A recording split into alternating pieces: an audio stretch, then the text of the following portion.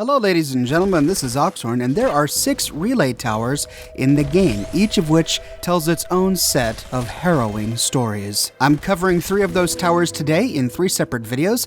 This is video number 2. This is the story of Relay Tower 0MC-810. You can find this relay tower due east of the West Everett Estates. This relay tower is strange. It has 6 different radios, 4 of which are turned on to 2 different radio stations, both the classical station and to Diamond City Radio. Access the terminal to extend the satellite dishes, which will give you access to the new signals. The first signal is the default radio signal. As you walk northeast from the relay tower, the signal becomes a little more clear. Congratulations on your purchase of a new Robco Hamtech Radio Operator's Hobbyist Kit.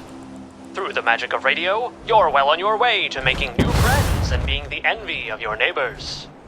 When ready, please refer to your operator's holotape for further instructions.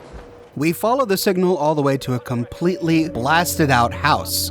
On the ground near the house is a hatch that leads to a basement. We find the ham radio on a desk near the stairs. I guess we can take from this that maybe the owner of this house managed to buy the Hamtech radio, trying to prepare for the nuclear apocalypse, but the bombs must have dropped too early, long before he expected them to, which didn't give him a chance to turn off the default messaging that came with his ham radio. We don't find a skeleton in here, so it's likely he never even made it to his basement. His house above is in complete tatters. There isn't a wall left standing. The only thing of note in this basement is an advanced locked wall safe with randomized loot inside. The next signal is the separated family radio signal. The signal becomes more clear as you walk due west from the relay tower towards the West Everett Estates. This is a message from Wayne Turnquist to his wife, Bonnie Turnquist.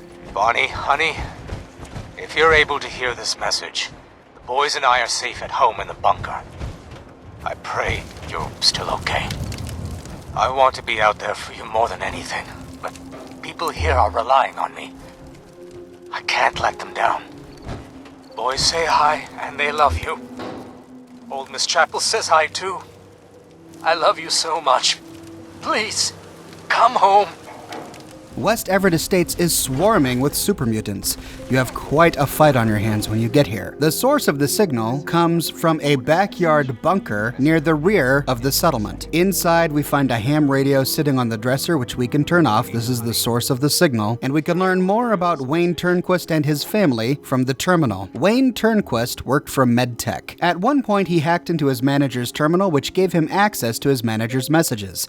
His manager got advanced warning that the bombs were going to drop, and thus Wayne did too. He managed to leave his work before his work got locked down. All of his fellow co-workers died inside the MedTech building, unable to get out. He has 2 sons named David and Michael. David is the younger one. Both the boys went to the Malden Middle School and were enrolled in the Vault 95 program, which I covered in a video on Vault 95 that you can watch here. But as we learned from that video, neither Michael nor David made it to Vault 95. That's because Wayne had an arrangement with his children that if the bombs were to drop, they were to run away from the teachers and he would meet them later. This is how the kids escaped the teachers and escaped Vault 95, and he met up with them and brought them to his own personal backyard bunker. There they stayed for 3 months. Now Wayne's wife Bonnie worked at the Mass Bay Medical Center. He sent out that message we heard in hopes that she would be able to find him. While in the bunker, they dug through a wall to pipe into some water from the nearby water tank. But they ran out of duct tape, and so Wayne finally left the bunker. As he was scavenging for duct tape in the ruins of his town, one of his old neighbors, who was turning into a ghoul,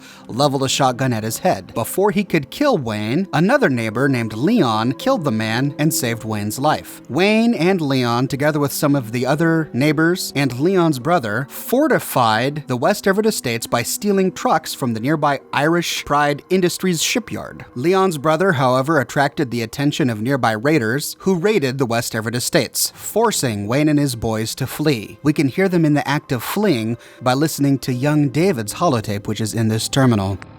Mama, this is David. The Batman came back. I saw them shoot Mr. Lance and he fell off the roof. Michael said he'd be okay, but he isn't moving. David, come on. Dad said we had to grab our stuff. No! I have to leave a note for Mama so she can find us. Stop it! boys, come on. We're leaving, now. Hold it, I have to get Jangles! Michael, grab your brother. There's no time. They'll be back any second.